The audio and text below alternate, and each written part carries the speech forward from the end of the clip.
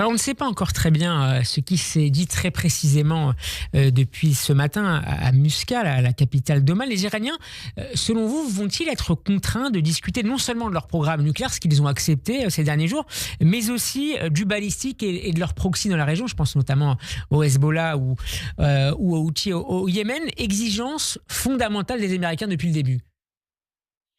Tout à fait. Je pense que là, on est vraiment, au cœur du débat, stratégique et rhétorique. Il y a 3 piliers comme que vous venez très, très bien de décrire, à savoir le pilier nucléaire, le pilier balistique et le pilier, agissements régionaux. Donc, il est, à mon sens, humblement, impossible que, l'Iran, puisse accepter la disparition, de l'un ou de l'autre et donc a fortiori, bien sûr pas des 3. Donc, la seule stratégie possible dans un tel cas et d'un point de vue tout à fait théorique, dialectique, c'est d'avoir un repli sur chacun ou sur un ou 2 des 3 piliers. Par exemple, la diminution du taux d'enrichissement. N'oublions pas qu'il a atteint 60 mais qu'il était de 3,27 lors de l'accord de 2015, n'est-ce pas? Donc voilà, il y a la possibilité de repli. Et puis, dans le balistique, eh bien aussi, il y a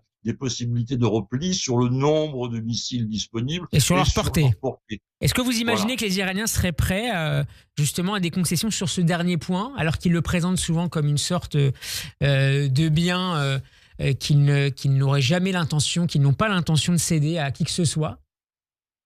Tout à fait. Et je pense que là, on est vraiment dans l'expectative. On ne sait pas ce que les Iraniens vont pouvoir accepter. Je pense que ça sera très difficile. Et de toute façon, toute négociation est un repli de la puissance du régime. Je peux vous dire que en septembre 2015, donc quelques semaines après la signature de l'accord, j'ai écrit à l'époque un article sur que cette signature de l'accord nucléaire était le premier signe de la chute du régime, parce que ça fait perdre au régime une puissance, un degré de puissance dans le domaine nucléaire, cet accord de 2015. Donc, c'est un des 3 grands piliers du régime, le nucléaire. L'autre pilier étant effectivement les missiles, et puis le troisième, le corps des gardiens de la révolution. Donc, à partir du moment où vous avez un des piliers qui est en repli, ben, vous voyez, c'est comme une pyramide. Si une des arêtes est plus courte, eh bien, l'édifice commence à basculer. Alors Et s'il y a on bien... est dans ce type.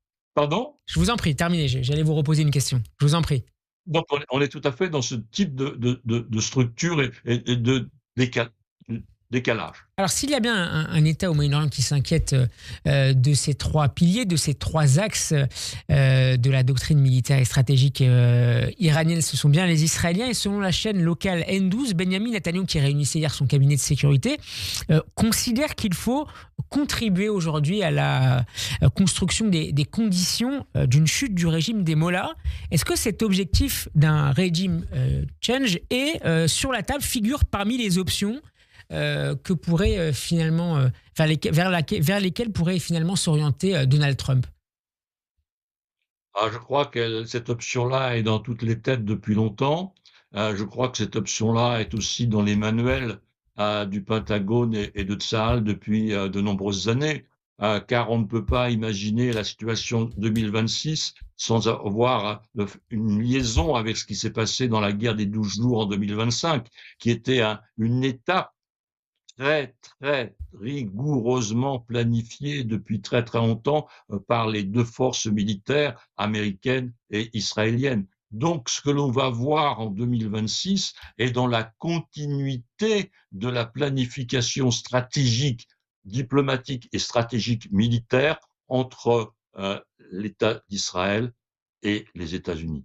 Pour terminer, parmi les nombreuses réactions de ces dernières heures, il y a la réaction chinoise que j'aimerais vous citer pour que vous la commentiez pour nous, Gérard Vespierre. Pékin déclare soutenir l'Iran dans la défense de ses intérêts et s'opposer à toute intimidation. On l'a vu par ailleurs, les Russes, il y a quelques jours, insister sur le fait qu'ils essayaient de contribuer à faire baisser les tensions entre Washington et Téhéran. Est-ce que vous imaginez les Chinois aller encore plus loin que ces déclarations aux côtés pour soutenir les Iraniens si la situation devait encore se dégrader dans leur relation avec les Américains?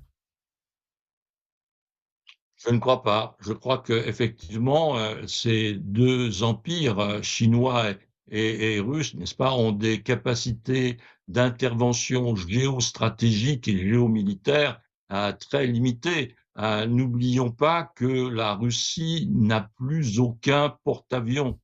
Qu'est-ce qu'a fait la Russie avant la chute du régime de leur grand allié de 50 ans, Bachar el-Assad? Rien. Bon, donc voyez-vous, on a là des schémas d'organisation de puissance et depuis donc la guerre des 12 jours, on n'a rien vu non plus de la part de la Chine en termes de mobilisation. Un bateau chinois au large des côtes d'Afrique du Sud pour faire des manœuvres, n'est-ce pas? Bon, ce n'est pas représentatif et ça ne me pèse rien par rapport à l'armada. Donc, j'aime pas du tout ce titre-là, cette appellation de la présence militaire américaine, parce que c'est pas vraiment une armada. Il y avait à peu près le même déploiement devant le Venezuela, n'est-ce pas? Donc voilà, faut raison garder. Mais donc la force militaire américaine est vraiment ultra dominante. C'est la première force militaire du monde et il n'y a jamais eu autant à part effectivement malheureusement la deuxième guerre mondiale, Ouais. autant de puissance militaire. Donc je crois que Russie et Chine n'ont qu'une arme, le micro. Merci beaucoup, Gérard Respierre, d'avoir été avec nous en direct dans le Grand Journal. Je rappelle que vous êtes analyste en géopolitique, fondateur du site Le Monde Décrypté, chercheur associé à la FEMO. On peut réécouter cet entretien en podcast sur radioj.fr et en vidéo sur YouTube et les réseaux sociaux. À très bientôt sur Radio J. Bon après-midi à vous.